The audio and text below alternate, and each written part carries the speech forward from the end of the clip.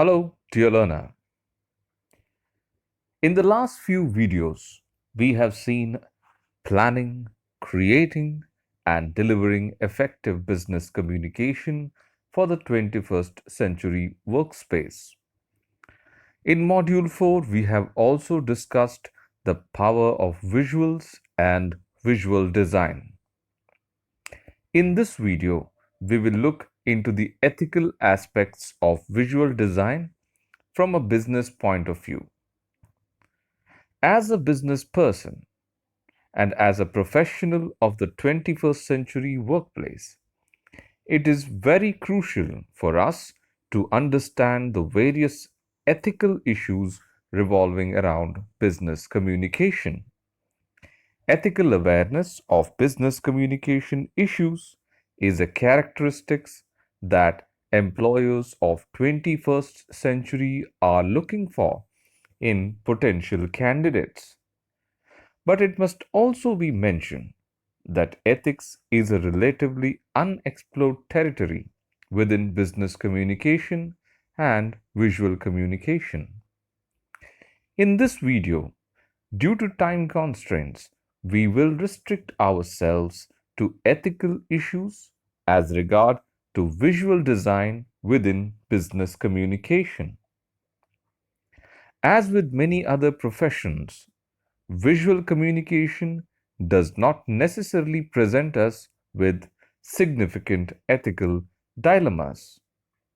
However, as visual communication is an integral part of our society, it makes sense that even small design decisions can affect other people and reveal something about the business communicator's broader approach to life.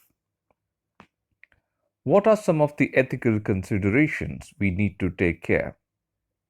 In the past videos of Module 4, we have discussed the importance of using visuals and images in business presentation. We have also seen how visuals and images add another dimension to our message through the use of charts, graphs, lines, photos, illustrations, etc. Why is it important to keep in mind the aesthetic consideration while using visuals and images? It is equally important to employ considerations to review in order to portray the information correctly. These considerations are when morals and standards of right and wrong are adhered to in a business communication. Remember, a minor error or a misplaced image can result in a completely different message that goes out, which can lead to messy and expensive damage. There are a few guidelines that you should consider when building and reviewing the visual part of your message. Review your visuals. It is important to review your visuals. During the review, look for potential misinterpretation or miscommunication of a company's information based on your visual element. One of the most important frameworks to review a visual or an image placed in your business presentation or a business message is to see if the visual is offensive to any audience member. Most people fall in the trap of using images of young people or white people or male subjects. There is nothing wrong in this from a legal point of view, but it is nonetheless offensive to other age groups or ethnic groups that attend your business communication. It is a good rule of thumb to show a variety of ethnicities and ages as not to slight any particular group. Accuracy of visuals. As a business communicator of the 21st century workspace, you must always check for accuracy of the visuals and images you use in your business presentation. Graphs can sometimes only show a certain time frame of information, and photos can limit the overall three dimension of a product. So make sure you run through the entire presentation to see if the visuals and images you have used are accurate and clear. Let's now talk about some of the online resources where we can find these visuals and images, vectors, and graphics. There's no doubt that we live in a visual society. Innovative and creative images and designs are easily accessible and widely available on the internet. But does this mean that we use them freely? The answer is no. It is always better to use your own ingenuity to come up with original concepts, whether in presentations, business communications, infographics, photographs, vectors, etc. Still, if you want to use resources from different websites, make sure you do not use any copyrighted material, but look for royalty-free stock images and graphics. Many websites like Shutterstock.com, etc., provide stock images for a payment. Stock images are generic images that can be used in business communication, marketing communication, advertising production, public relation materials, etc. You can also use websites like freeimages.com, which provide the same services, but the visuals are usually free and they can be used with some predetermined conditions that the provider or the photographer has set. These conditions are usually such that you do not have to pay money to use these images, but they require you to mention where you got the picture from and credit the photographer for the creation. Copyright issues. The copyright laws in most countries revolve around one basic principle. Works are copyrighted either by the artist or by the employer at the time of creation. This protection is available to both published and unpublished works. If someone wishes to reproduce works created by other individuals, she must first obtain written permission from the copyright holders in advance. Business communications should not involve using any artwork created by individuals not on their staffs without written permission. Creative Commons. The default setting of copyright law requires users wishing to reproduce any copyrighted material to receive explicit permission granted in advance.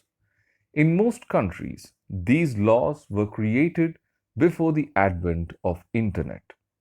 Thus, they have mostly failed to consider the growing need and desire for making these copyrighted materials more freely accessible without legal consequences. To achieve the vision of universal access, an entity called Creative Commons helps individuals who create works provide a free, public, and standardized infrastructure that creates a balance between growing internet demands and copyright laws. In short, a Creative Commons license provides a user with a form of explicit written permission granted in advance legally to use copyrighted materials under the guidelines provided and with appropriate credit. There are 6 types of basic Creative Commons licenses. You can check them out in the reading materials provided with this lesson.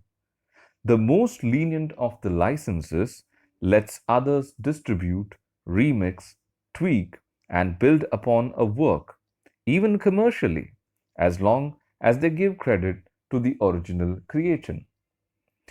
The most stringent of the licenses allows others to download copyrighted works and to share them with others as long as they provide credit to the creator. They cannot, however, modify in any way or use them commercially. Fair use.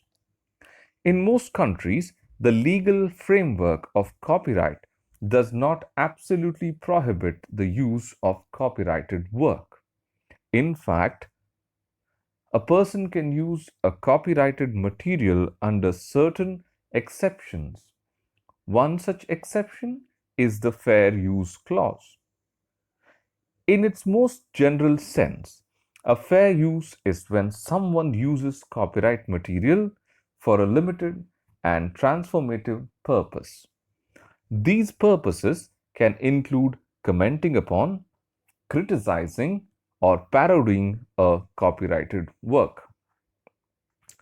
Such uses can be done without permission from the copyright owner in most countries.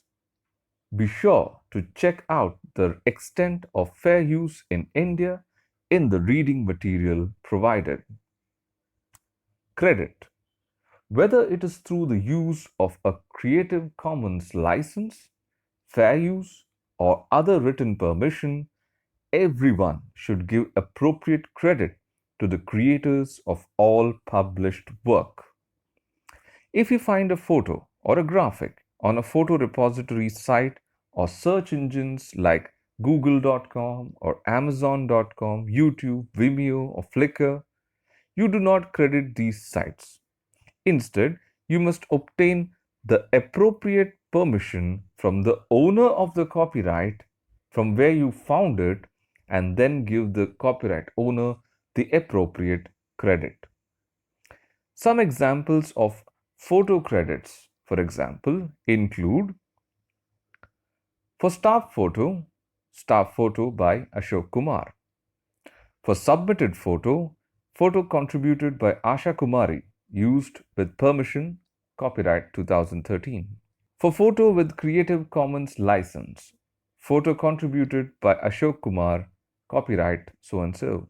For movie still, photo by Asha Kumari, Yash Raj Films, used with permission. For movie stills again, photo courtesy Eros International Media Limited, used with permission. For a video clip, video from the movie courtesy Balaji Telefilms, were used with permission.